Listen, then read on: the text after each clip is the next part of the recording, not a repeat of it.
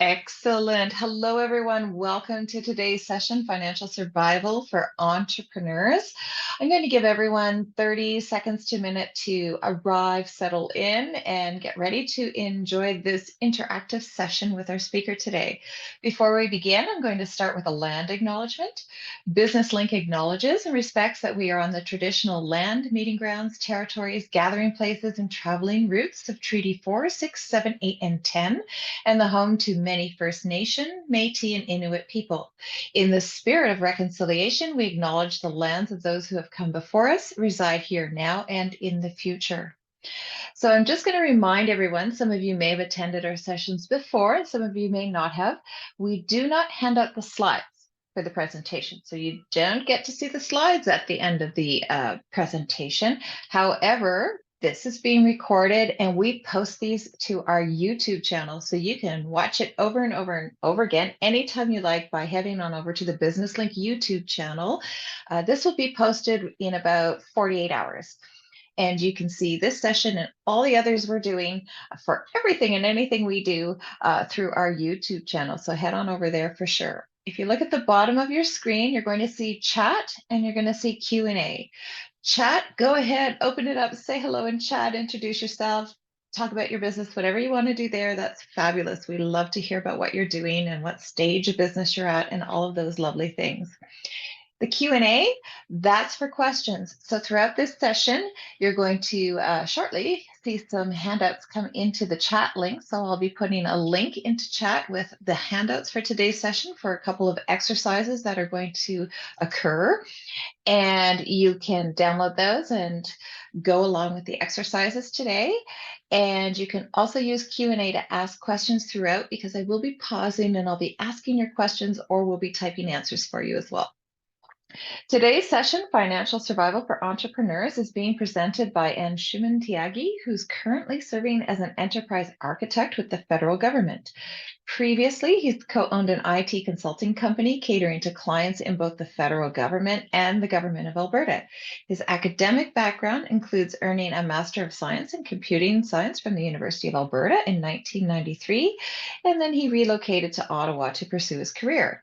He has amassed extensive industry experience, having worked at renowned establishments such as Bell Northern Research, Northern Telecom, and Nortel Networks over a span of 15 years before venturing into entrepreneurship with his own IT consulting firm.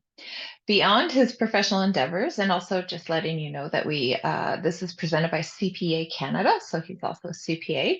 He has actively contributed to various nonprofit organizations. He's held board positions and volunteered as a treasurer.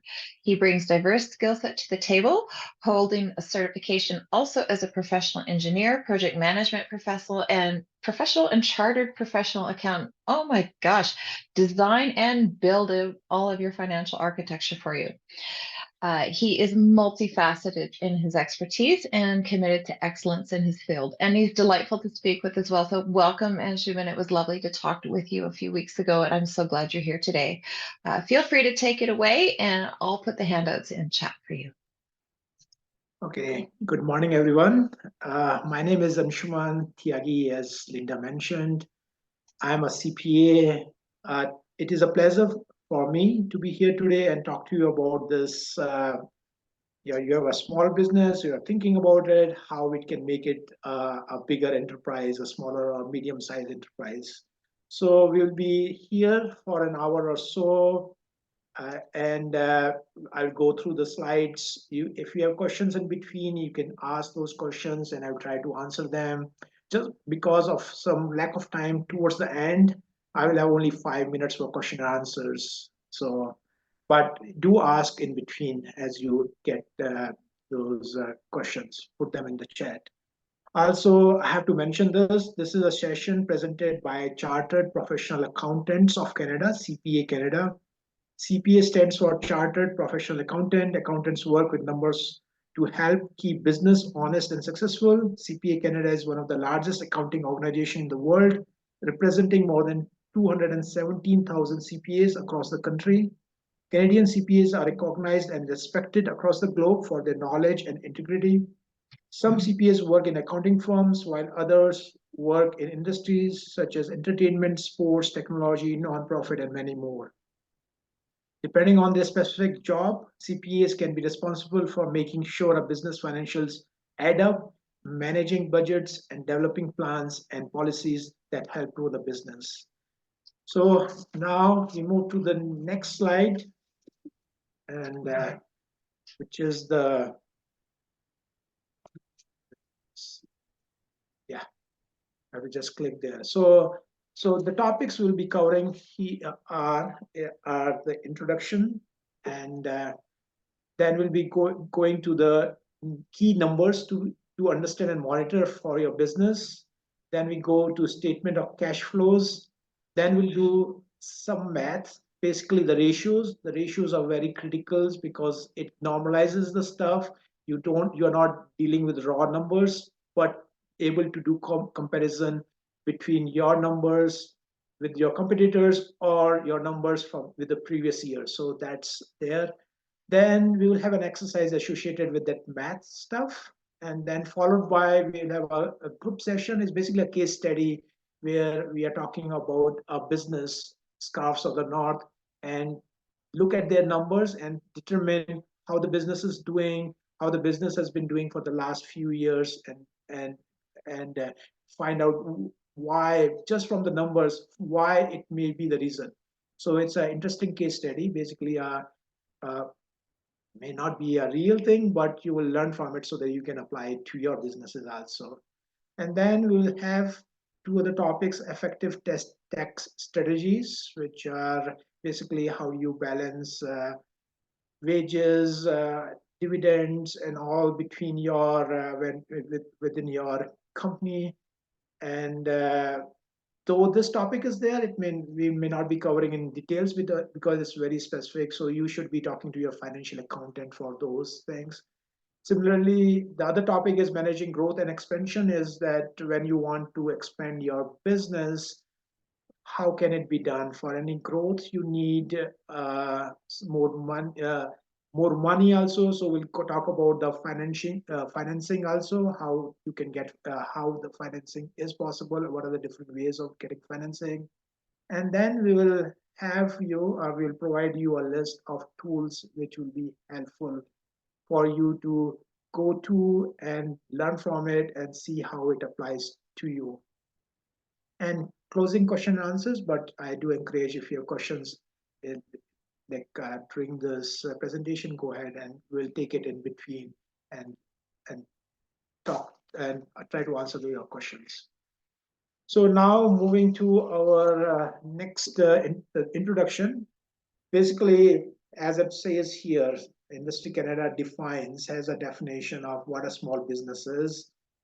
So if you have a 1 to 99 employees, it's a small business. If you're 100 to 499, it's a medium, and a large business is more than 500 employees.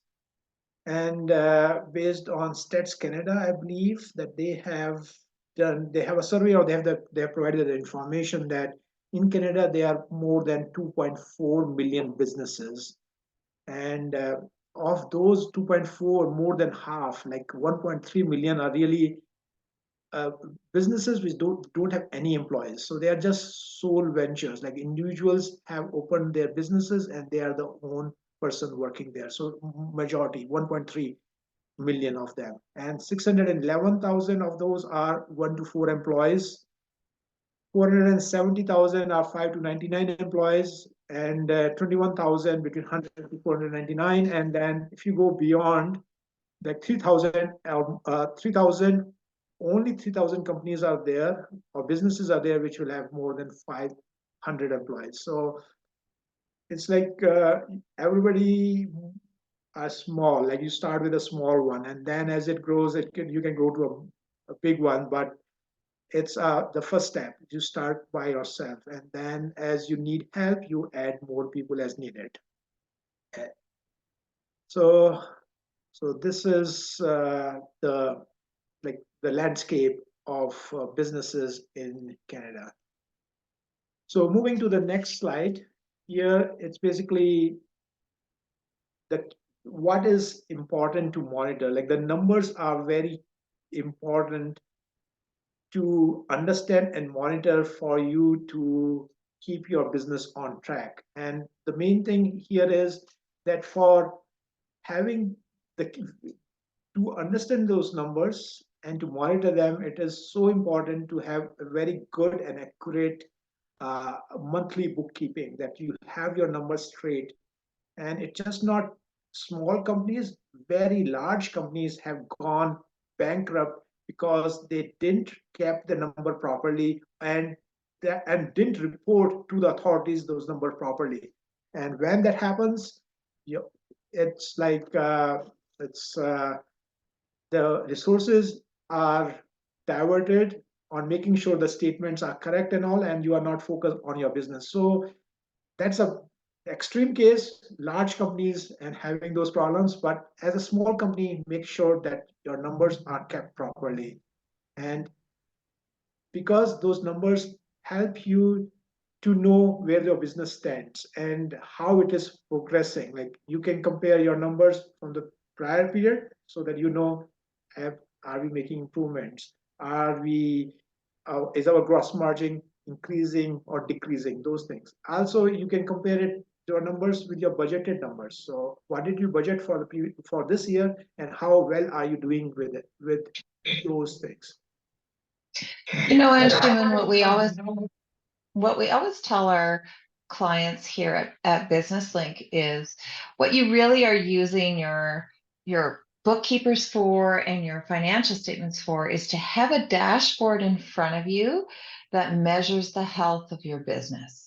Really, what you're looking at is a dashboard that you can look at month after month after month that tells you, have my sales gone up? Have my sales gone down? Are the margins going up or down? Are we identifying products and services that are making an impact in our business and can be utilized with a higher profit margin than some of the others? How do we stock our inventory based on the numbers we're given? Numbers are so important in your business. And when we talk about financial survival for entrepreneurs and why you're here today, the survival of your business and the planning for your marketing and the planning for your operations and the planning for the stocking of your equipment and everything else in your staff starts here, because you can see right in front of you what's working and what's not working once you learn to read the numbers properly. You talked also, Anshuman, about how important it was because a lot of companies have gone bankrupt not having done this properly. And a lot of people are confused about the difference between cash flow and profit. And when I was with the Business Development Bank of Canada, we used to say to our clients there that you can be a profitable company and be bankrupt tomorrow, even if you're profitable, because you don't have enough cash flow. So, Anshuman, is it important here, especially when you're talking about budget and bookkeeping, that people are looking also at the flow of cash in and out of their business? Because the more liquid and cash flowy you are, the more you can draw on those things to keep the business going. Would that be accurate? Yes, definitely. And I think we'll be talking about those things also, that there are Okay. certain things, because the timing of the cash, because when you need that cash should be available. Those things are so important. And also how, when you collect the cash from your clients and all those things, which are accounts receivable, how to manage those things. All those things are very important, and we'll be covering those things as well. And here again, emphasizing that having the numbers is so important. That's why bookkeeping is really very important, and it should not be like you leave it till the end when you have to do your year end and do the submission to the authorities like CRA, for example, and all. You should be continuously having track of it. And as Linda mentioned, dashboard is a very good idea because you see it every day. And but for that, there are now tools which you can have it. And these is for small medium businesses. They are like, these bookkeeping tools are available where you can have this information available along with a person who can manage it also. So now we'll move to the next slide. And here we are talking about the first big number which you should be aware of, and everybody must have talked about it, is the sales, the revenues. how much revenues is your business making. And it doesn't include the taxes there, because that's what you keep with yourself. So that's what your revenue should include. And then the other thing is the gross profit, which is how much is the how much profit the business is making from the services or the goods they are selling. And where we include, which is like sales minus cost of sales, which is how much is the cost associated with the things you are selling. If you are in a service side, basically it depends upon how much time you are spending for your client to provide that service. For example, if you are a consulting firm and if you provide resources to a company and to your client, and how much time that resource is spending and how much is their wages and all. So from there you get the cost of service, and the gross profit then is the sale and the cost of that resource. So these are the first two very important numbers, and I think people must be familiar with it. The next is the expenses, because you need to know the expenses, because finally the most important thing is the bottom line. Are you making profit really after excluding the expenses? Earlier we talked about gross profit, which things include the expenses which are spread out. So things to look at here is the different type of expenses, and it's advisable to don't break down each line item like to very granular way, just to have a bigger pictures. And the suggested categories are really for the expenses are operating expenses, administration expenses, for example, and then marketing expenses, for example, and depreciation. It's a more like an accounting expense. You may have already made that expense or you already planned for it, but you depreciate it periodically during the time period for which you are looking at your profit and loss statement here, for example. So the operating Can profit. can we Yes. stay on this one for a second? I'm gonna see what I'm doing, Anshuman. I'm just interrupting you incessantly. So here we go. I'm gonna stay on this one for a second. But when we talk about costs of goods sold, that's a line we've seen now on both slides. What is the difference between a direct cost of goods sold and a variable cost of goods sold? What would the difference be between those two things? Yeah, the direct cost is that you can directly associate with that product which you are doing it. Like for example, you are making a product which is like a widget you are making. So the widget, the cost, the material used to make that widget is a direct cost. The indirect costs are something which you cannot attribute directly to that product, but it is to be used for it to sell it to get a client. So those things are considered as indirect costs. You still have to apply it, and also sometimes you have got like a sunk like you have put the cost there to buy the material, but then to make it more to specialize it or to make it in a specific way, you are adding little extra to it. So it could be a variable cost because you don't do for each product the same thing. You customize it, and it depends on the product. But direct cost is you can directly associate with that product which you are selling. Okay, so if I have a lease for, say I'm a retailer or I'm a restaurant and I have a lease, is that a direct cost or a variable cost for me? Lease, like if you have a lease for it could be considered I would consider, because this is a cost which you have to pay, but you cannot associate with that particular product. So you will not consider this as a direct cost. You will not say cost of goods sold. You will say that it is in your operating cost which you are putting it there, and because you Okay. have a shop kind of thing, so it will put it in under the operating expenses, Okay, not because under this is the where a cost lot of of goods us sold. get confused is what goes into cost of goods sold and then what falls under expenses. So things like a lease, things like wages would be in expenses or would they be in cost of goods sold? It depends upon what kind of expenses are there. If you are providing us, you're a consulting firm, you are providing a resource, and the resource is directly combined this, he spends 3 hours with the client, then that is a cost of service. So you can specifically say 3 hours that person is spending on the client. So this is how much it is costing you, because you can directly attribute to that particular client, and you Okay. know exactly. So you will put it as a direct cost under cost of goods sold there.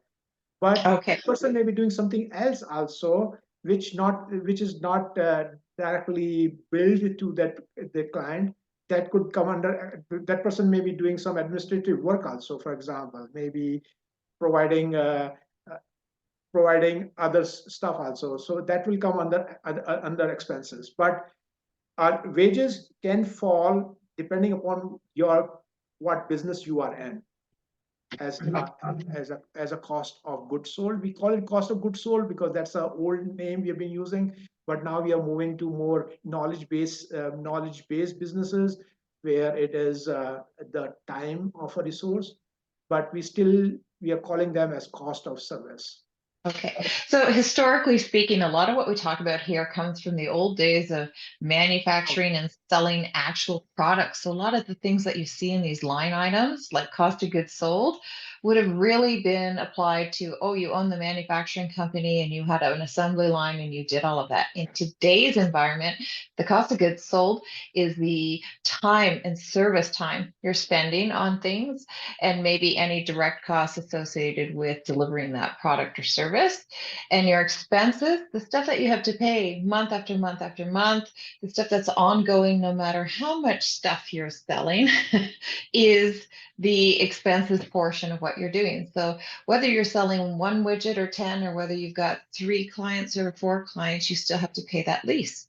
So that's an expense. Depreciation, that's just how much is calculated into, say, you have desks, chairs, office furniture, equipment, computers, that sort of thing. The value of those things depreciate over time. So you get to actually put that in your profit and loss statement. If you're going to the bank, your banker's going to sound very, hoity-toity and say, oh, let's take a look at your P&L. And when they're talking about that, they're actually talking about this, your profit and loss statement. They're interested in that. Why would they be interested so much in that? I know that at the BBC, we always looked at the P&L and everybody, shuffled around the bank talking about P&Ls. Why is that so important? I think it's important because that's the what from that amount you will be able to pay back to the bank the whatever you have loaned from them. So because your expenses will be there, so after you excluded the expenses, you have to after from the operating profit, you will be paying the interest, for example, on your loan. So they want to look whether you have the ability, is the business generating enough money so that they will be paid back. So it is very critical for them. It's a bottom line. We call it bottom line. Can be further. We can reduce the interest also, and then there's the profit part. But they have to look at that for sure. Oh. So everybody on this call, you now know that the reason your bank is looking at your P&L is they're looking at that bottom line, that's your bottom line operating profit. And they're trying to determine if you have enough money left over from everything you're doing to pay back that loan. So think about that as you're moving forward, as your business grows and you need to approach banks and lenders for money. This is something they're going to look at, and this is something you probably want to work on with your accountant for a year or 2 in advance to make this stuff look pretty. I can tell you want it to look pretty. You want it to have an operating profit because that makes you more lendable. Stick up your hand if you get the importance of this profit and loss statement now in a variety of ways, what you want to do with it. That's good. Thanks, Linda, for this exchange here. Okay, I have to go back. Yay. I see a bottom line there. You just went back and showed a bottom line, so that's awesome. Yes, bottom line was there, but Okay, nice. okay, yeah, basically here it is saying that bottom line is really that you have also paid the interest also, because this is because you have to pay the bankers or the people whom you have borrowed the money. So the money which is left with you is the net income, and the net income is the amount on which you pay taxes. So that's why it says net income before taxes. So if you don't have any income, you're not paying taxes, for example. But the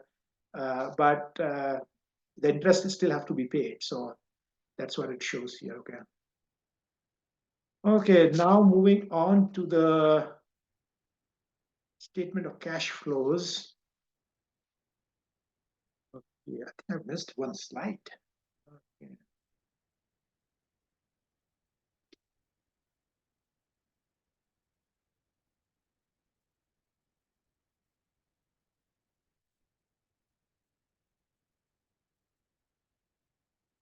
Okay, so we did tell this, and then okay, so like these are very common. We want to introduce those terminology also, which you may be talking with your accountant may be talking about it, and so basically we talked about operating profit before, okay, in the previous slide, where before the interest is paid, it's an operating profit. So operating profit is also called EBIT, earning before interest and taxes. So that's EBIT is EBIT is, and then is EBITDA, which includes earning before interest, taxes, depreciation and amortization. So depreciation and amortization is a similar concept as Linda was talking about. If you're a capital expenditures, you have got, for example, a building, or you bought furniture and all those things. So you're depreciating that over the year, or over the life of those things which you'll be using. So depreciation is there. Amortization is more for intangible kind of stuff, like you bought a software license and you spent like 100,000 for your business. Like big business may have software of very expensive software, so they do amortization also. That means they claim the cost of it or reduce it over years. So that's amortization, and it's called EBITDA. So this is a very terminology which is being used by your accountant, or when you read about the uh, business uh, articles and all. So you may come up with this terminology. So that's important to be aware of. Okay, and this is the net income before taxes, which you was talking about, that you pay, which is the bottom line. You pay the interest after the operating expenses, and that's your net income before taxes. The next one is the statement of cash flows. Linda did talk about it earlier, but this is where we'll talk more about it. And here it is cash flow differ from net income, because cash flow has a concept more about the timing of the cash, and you need to understand the timing also in it. And here we are talking on the left hand side, how the cash is coming into the, how much cash the business has. So you will have, you may have, you should have a business which is surviving, should have some cash at the beginning of the period at hand. So, and this may be, you may have taken a bank loan, so it is still there, that money is still there available for you to use. So in this example, you have 17,000 from the beginning of the period. Then from your operating activities, you will receive some cash. So you will be doing some cash sales, for example, here, or you will be doing payments through on credit cards and all. You will get those things. So those are the operating activities, cash received. Then we go down where financing, through financing also you're getting some cash. So your loan proceeds. So you got a loan from the bank. So that's the amount there. Then also there is owner's investment. Also owner has put their own money there. So from there the money is, the cash is available.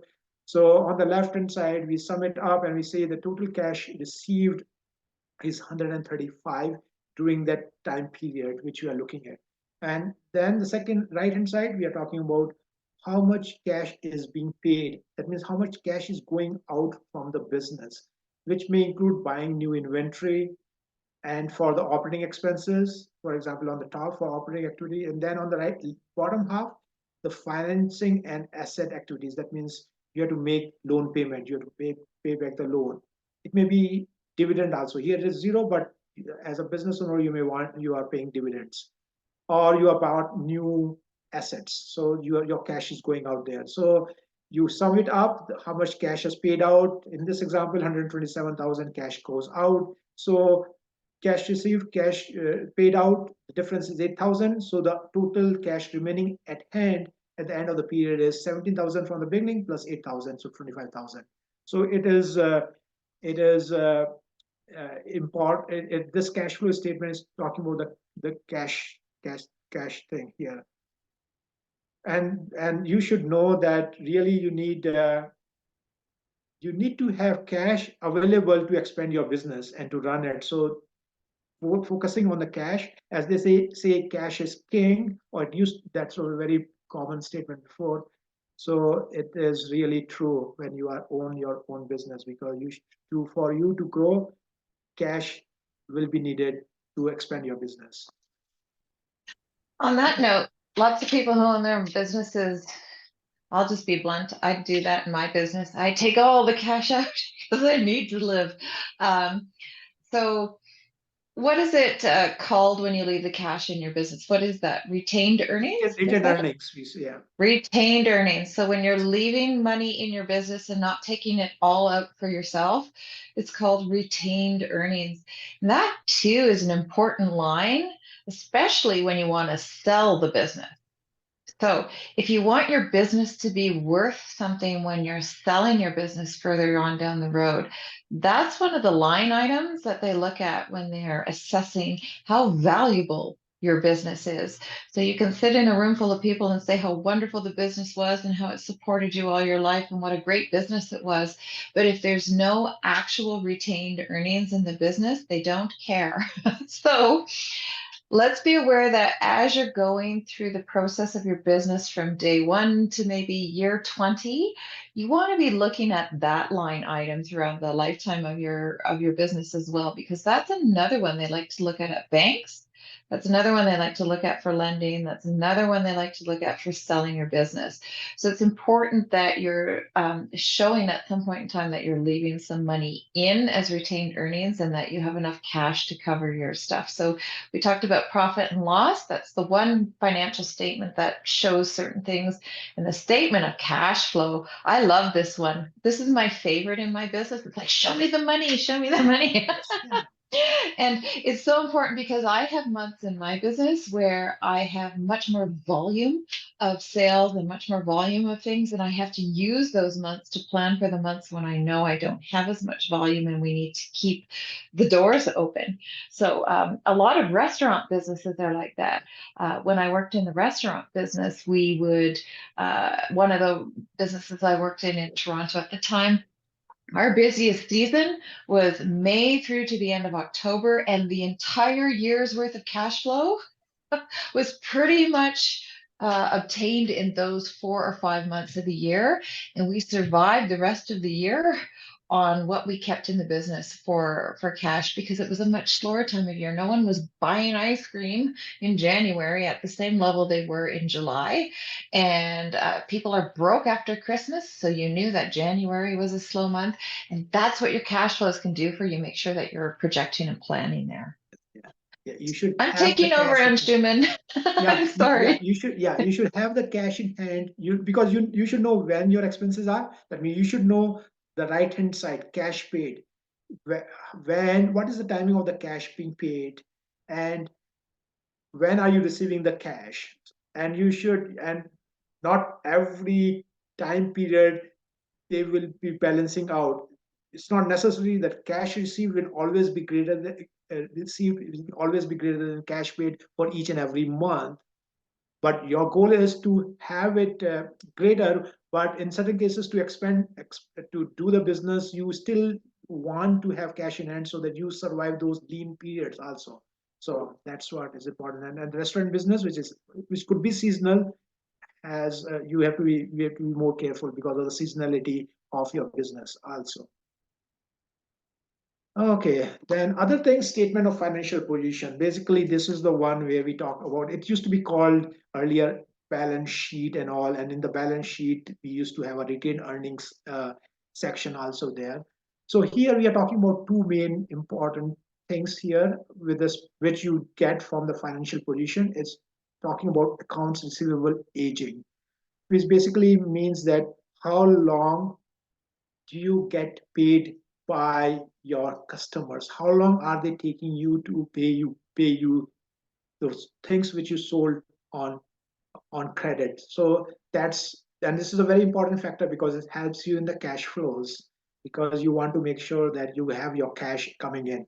And the opposite of that is accounts payable aging. So you buy stuff from your suppliers so that you can use it to for some product. Like restaurant business is a good one where you have to buy the raw material and all those things, all those kind of stuff, and you may be getting that money, getting those goods, but you have to make sure that you are paying those to your suppliers on time so that you don't get penalties, for example. And also, you don't want to pay them very quickly because you want to preserve your cash also. So you have to balance it out, do it before the deadline so that you don't get a penalty. And if there is a possibility where you get discount for early payment, you can negotiate those also. That if you say, "Oh, I'll pay cash right away," you may get a discounts for the goods. So accounts receivable and accounts payable aging, and those are very important concepts here. Okay, now we are talking about some math thing where we are doing ratios, and ratios is basically, till now we are talking about numbers like, oh, 20,000 in revenue, 20,000 in this thing, but those are numbers. But ratios are more uh, normalized stuff. That means the ratio will remain consistently similar or in the same ballpark when you are comparing businesses. So we do ratio analysis, a very important piece which you should think about, because that's the way you can compare your business with another business. Even though that business has got lot more stores or lot more turnover and like gross revenue and all, because they sell a lot more products and they've got a lot of employees and all those things, but the ratios you can still compare if you are in the same line of business.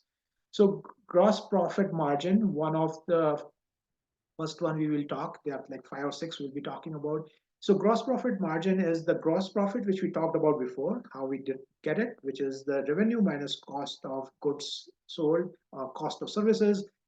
That's the gross profit divided by the revenue. So here in this case, we have got 11,000 divided by 20,000, which is the revenue, and that's how you calculate the gross profit margin. The other one is the operating profit margin, same concept, operating profit divided by the revenue.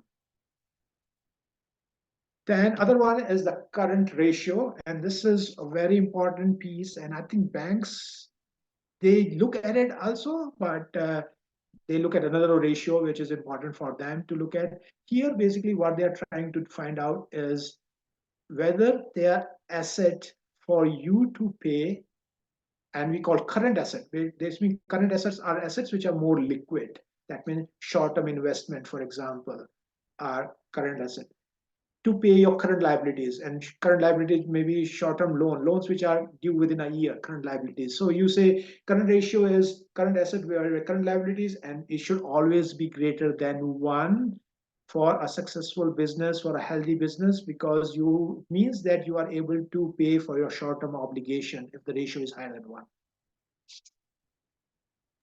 Okay, I'm going to stop everyone Yeah. here because we need to get that important bit of information.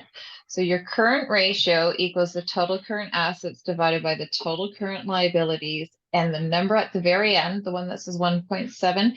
So you and your business should always be above 1, correct? Yes, for To be sure. to be shown as a healthy business with this ratio. Okay, what I've done for everyone in the chat is I have put the link to the BDC, so the Business Development Bank of Canada, and their articles and tools about financial ratios. And one more reason is if you want to get money from a bank, if you know what they're looking for and you understand they're looking for this ratio, then you can do it in your own business ahead of time and make sure that you are setting yourself up for success at the bank by understanding your own ratios and setting yourself up for success in your business as well. Thanks, Anshuman. I'll stop talking again. Are you able to see my slide?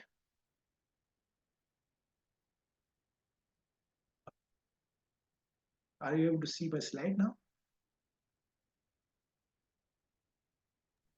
I can see the slide that says current ratio.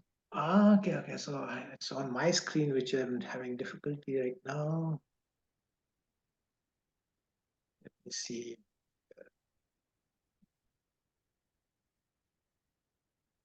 Okay, I will just stop sharing and then share again. So I've put a link for everyone in chat to the BDC. Head on over to the BDC. This is your tax-paying dollars at work.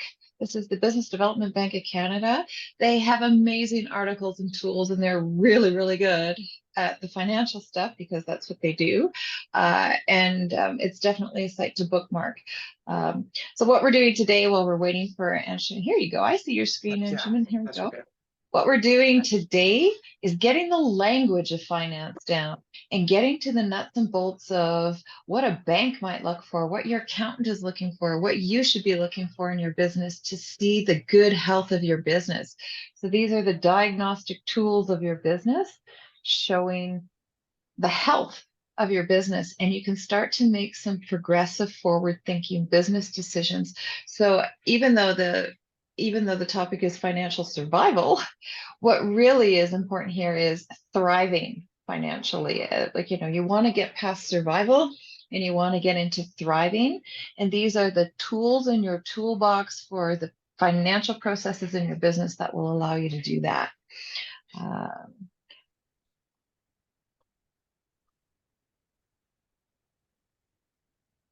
I did. Okay, interesting.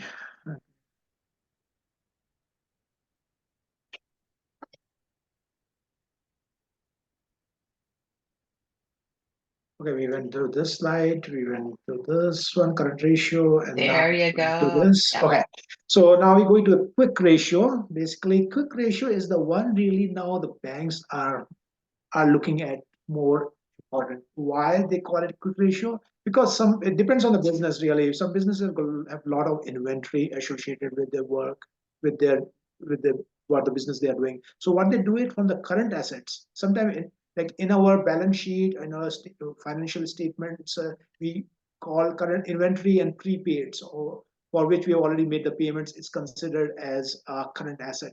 But really, in reality, inventory you're not certain whether you can sell the inventory to get the cash to pay to somebody else when you need it. So what they do is they deduct the inventory and the prepaids from the current assets, divide by the current liabilities, and that's they get the quick ratio, and sometimes what they call asset test or liquidity, which is definitely be lower than what we were looking at before for the current ratio.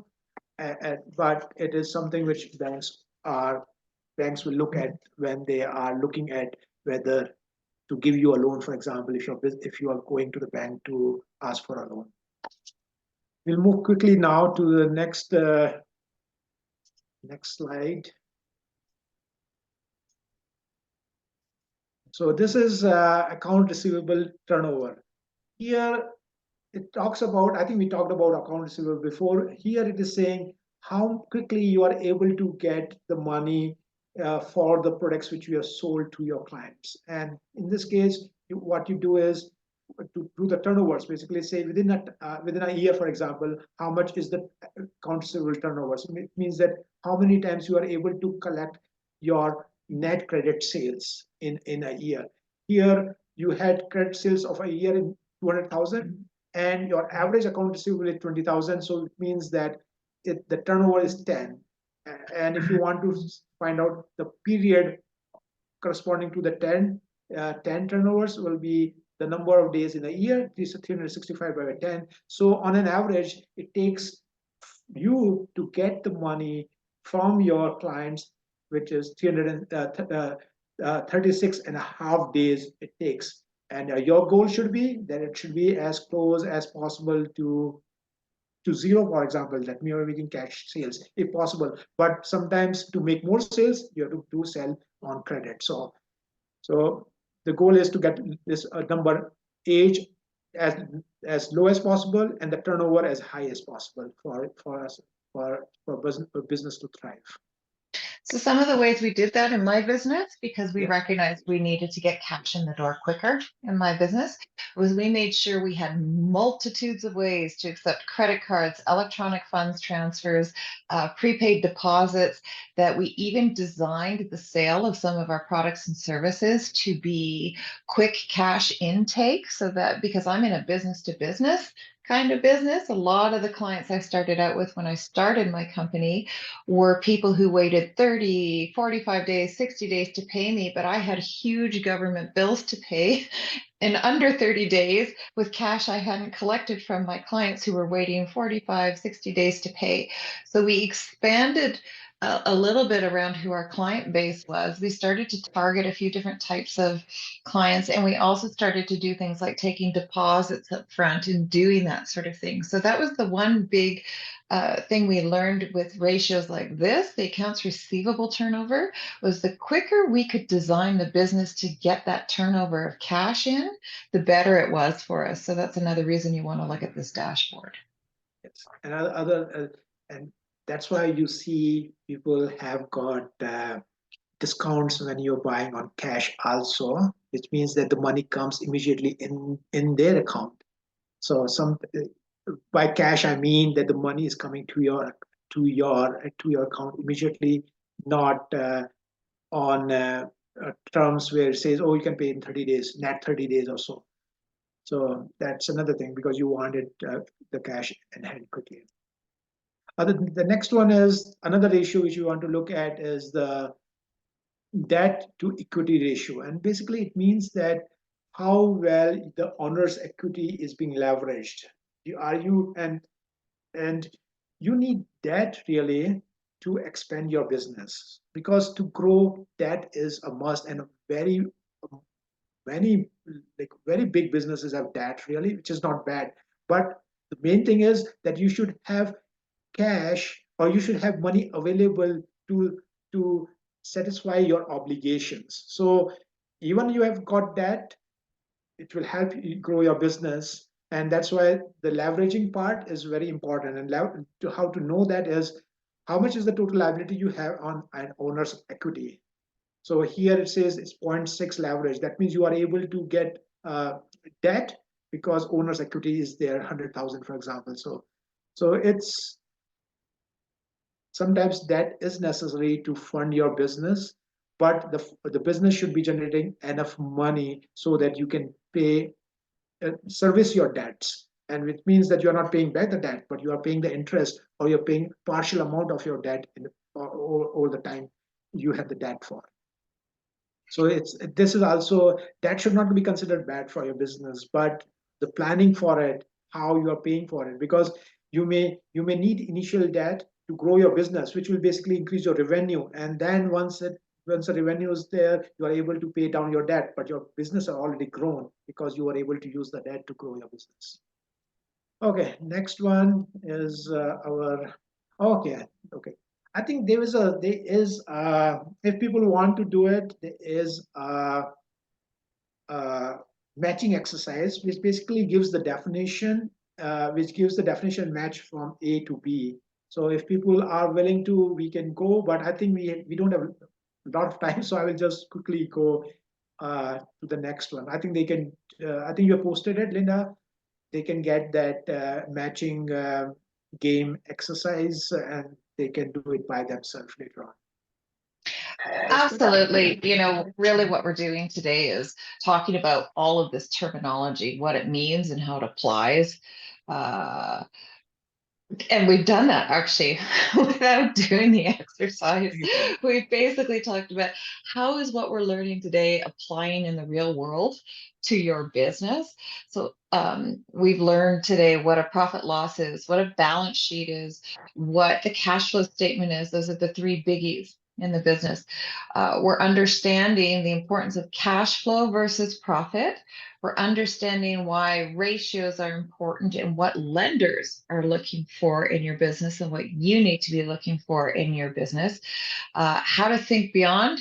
We're doing that right now, thinking beyond the numbers. What do they actually mean for you, and how can you adjust them, manipulate them, work with them, and work with your own business to expand and develop it. Some types of debt are good, other types of debt are not. So, for example, if you are in the restaurant business or you're in a business that relies heavily on equipment, well, equipment depreciates rapidly and quickly over time. And if you want to keep cash in the bank, maybe a good debt to have is equipment leasing or equip so you don't buy it outright because it depreciates the second it rolls into your business. It starts depreciating.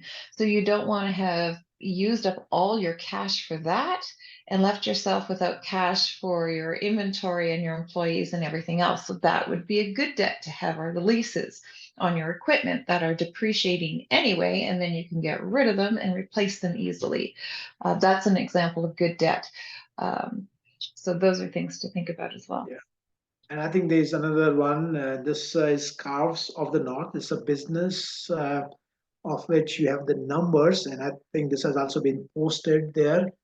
And it talks about like it gives you year over year the different numbers which we've been talking about through based on which you can do some calculation, and from those calculations like ratios and all you can get some understanding of the business, how well it is doing. So like I'm just going back directly to the results because of lack of time, but I will encourage people with access to this exercise also to do it themselves, try to find out these things like how is the revenue growth happening year over year. So the first year is the baseline, so you don't have the revenue growth there. Year two, the the the revenues increased by $5,600. So it is 160% than the previous year. So year number three, it grew by 59%.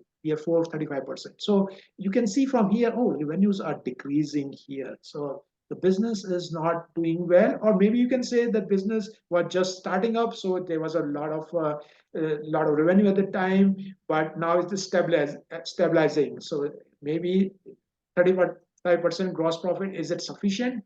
You will find out depending upon your expenses. So, but this gives you some understanding of the numbers. Then gross profit margins. Gross profit margin is the one like which we have to look at here. Is how is your the margins, are they stabilizing or not? And generally, if the business should be quite stable in the gross profit margin, because what it seems here is that in this particular case, which you are looking at, the gross profit margins are decreasing, which means the cost of goods which are being used to generate revenue or cost of services are rising, which you can attribute directly to your revenue. So it's something to be to be little concerned about why this is happening. And then expense have increased significantly. Then in this case, what we looked at in this particular case, you will look at the admin one. It increased, admin expenses increased from 3,000 in the 4 years to 6,000, which is a big jump, percentage wise.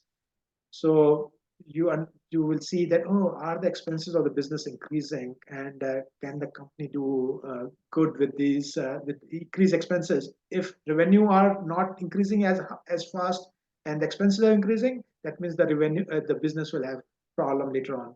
Here in this example, salaries from 0 to 7,000. It may be in this case that the beginning, the owner or the family members or some friend was helping you, and you're not paying them salaries, but they cannot survive like that. So you started paying them salaries. So you have to see with this increased cost, is the business still feasible? So how much longer can Fred afford losses? Like that the Fred, the person owning this business, is the question being asked, because the expenses are increasing. And then you have to see, why are the expenses increasing? Is it those things have to be looked at also, and then you have to look at other aspects also, that why are your margins reducing? Are you selling it for lower price just because they are competitors you want to compete with to make the sales? So all those things have to be considered. But this is a good case which you should do it by yourself, and try to look at the numbers, and that will train you how you can apply it to your own business as well. Okay, the next one is which we'll talk briefly about, which is the effective tax strategies. And here, basically, you should know that if you are a small business, like less than 500K for your uh, your maximum business limit. That means that the 500 is the revenue for your business, 500K. Uh, then for the small businesses, they have got an effective tax rate of 9% only. So you see that, oh, the tax rate is so low. So it's good to keep the money in, like the money is there in the business itself. So whatever profit you are making on your business, only you will be charged 9% interest or 9% tax on it. So this is an encouragement from the government, like through CRA, to encourage businesses to the small business to thrive because they know they have to pay less taxes on it. But you have to pay wages also uh, to, to yourself as well, for example, or you can pay or salary to yourself, or you can pay as dividends. So when you pay through dividends, if you are a small business, the dividend rate is little higher to be paid because those are considered ineligible dividends compared to eligible dividends, which are from bigger corporations, which have got much higher taxes. So what government tries to do is really to balance out how much how much taxes are being collected by individuals. So people think, oh, on salary, I will be paying personal taxes, it will be higher, but on dividend, I don't have to pay it. But if you do that, if you are paying yourself through dividends, you cannot get the benefit of RRSPs because dividends are not considered as earned income. And if you're not buying RRSPs, you are not able to deduct your income so that you pay less taxes. So and similarly, if you are paying yourself dividend, you cannot have the benefit of CPP. So you will not be contributing to your CPPs. And if you don't contribute to your CPPs at the time of retirement, when you have CPP payments given to you by the government, you will not be eligible to a bigger amount of CPP. So it's always a balance between salary and dividend, but the government tries to do it, and they have improved it further or to be more fair. It's not like, oh, you are a business and you can just do it through dividends. And because if you do the calculations, salary and dividend will match closely the amount of money you will be paying in your in taxes. The next is the differing taxes with a bonus. I want to talk about it is that sometimes like instead of paying the wages to yourself, for example, because if you are the owner of the business, you can what you can in a current calendar year where the taxes have to be paid, they've given a flexibility where you can charge as a bonus in your business taxes, but those bonuses have to be paid within 180 days the following year. So for the person as a business owner, it will not be in my tax for the current year, but I can put it in the following year, those taxes, that income as which will be taxable. So in certain cases, the owner may know how the cash flow will happen, how what will the situation will be for the business the next year, so they can plan a little bit planning. But I encourage that this all these things which we are talking about tax strategies have to be discussed with your uh, the, the tax accountant to get what is relevant for your business. And one of the things that people do incorrectly with their accountants is they wait till the end of the year to talk to their accountant. Your accountant is a chartered professional accountant, which means they have a whole suite of advisory tools at their disposal. You know, they can do taxes in their sleep. That's what they do.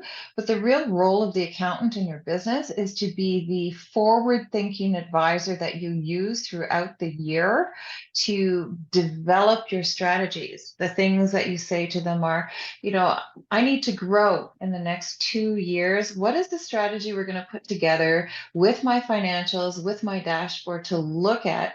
Am I preparing myself correctly for lending in the next year or two so that I can go to the lender and be prepared and get my lending right away and I have something to say to my lender. Oh, I'm planning on buying a house in the next year or so. Is it better for me to be taking these dividends or salary, or how does that work and why should I do it so that I can prepare and plan in advance? So oftentimes when we're advising clients with Business Link, oh, how do I find a good accountant? For you, that's going to be the person who works with you in advance and will sit down to you and explain the financial concepts you need explained to you. They'll take the time with you. They'll be your advisor and the person you meet with. You're paying their fees, so they're working for you. So put them to work for you. They're not going to work for you unless you ask them to, and put them to work for you in advance in the year and say, I really want to understand what's going on in my business. Can you work with me to teach me how to properly read my financial dashboard? Make sure that the person I'm using for bookkeeping is doing what we need them to do and allocating things where they need to be allocated so that we're reading this right. That's the role of the accountant. So it's less about what will they cost me. They are less of a cost and more of an investment in your business. So think of them as an advisory investment in your business. So they're part of the team you have of advisors and they're an investment. They're not a cost to your business in the same way other things are costs. And the thing is that by knowing all this thing, that having that knowledge helps you to start the conversation and ask the right questions. And as you converse, they will tell you more information and all. So it's like so this initial knowledge is very useful because the advice comes when you ask good questions also. So that's why I think this will help you to have that conversation with your accountant. So I know we're Otherwise, running, uh, do you have 3 more minutes to finish oh, this yes, up yes, or? exactly. So Yeah. I will quickly talk about these two slides. So managing growth and expansion, like main thing is that don't be very optimistic, saying that, oh, I anticipate that my business will grow, so I should plan for it, I should expand for it. It's like do it when you have already seen that the business is growing. That means it's at the seam. That means you have to you are doing you're running your business very efficiently, and only then you realize that even then you are not able to meet the demand. Then you grow. Don't be very careful when you expand, because you may put a lot of money, but in your business, borrowed money, put all those things, but that what you thought may not happen. So, and you still have to pay the money which you borrowed. So do it only at the right time. I think these are all very important points you should think about when you do expanding. And the financing, when you go to expand your business, you need money, and the bank are looking for a proposal. The business, you have to have proposals, and they have got the numbers which we are talking about, the ratios we are talking about. They will like to see those numbers, and they will like to also see the forecasted numbers which you think, with very good rationale why you think those numbers should be. They may want you, can you project your number for next 3 to 5 years, and provide rationale why you think it will happen that way. And most of the time you say, historically I have been doing this way, and I have improved this thing, and that's what you anticipate. So rationale for why you are putting those forecasts. And the source of investments are banks, which are quite maybe very strict because they've got their own rules and all. Private lenders are more like friends, families, or people who will give you at a higher interest also, probably, than the banks, because banks, they will take more risk, for example. And then crowdfunding, there are few crowdfunding sites also which are available, like Kickstarter is one of them, where you can finance your business. So I think this is really I wanted to cover today. And tools and resources are really good links which you may want to look at for your to look at for your further research and for further guidance. And they are available through CRA, and from CRA has got good thing information about GST, HST, and also there is one here at Business Development Bank of Canada also has one. They have got good videos there. So that's really concludes my presentation. If there is a specific question I can answer, but it's yeah, Linda, yeah, go ahead. I'm going to give everyone a few minutes if they do have a question to pop it into chat and let me know if you do have a question. I've provided in the links in chat the link to the BDC. You can access their entrepreneurial toolkit and all of the resources right from their main page. Great resources there for you. Also, the business link resources for this. We have downloadable guides. We have short videos. We have these sessions. We've had past sessions with the CPA as well. So that's there for everyone to access as well via the links. I've included also, if you go into chat now, and I'm going to do it again, a request for you to complete a very short survey. We want to keep improving our presentations on all of the different topics we have. So it helps us to get this survey in. And CPA Canada is also asking for a little bit of feedback so that we can evolve some of these presentations. Does anyone have a question or just want to make a comment or have something burning that's been sitting with them for the last hour that they need to get out or anything like that? Please type it in the chat box for me. I'll check Q&A as well. Maybe someone's got anything there. Oh.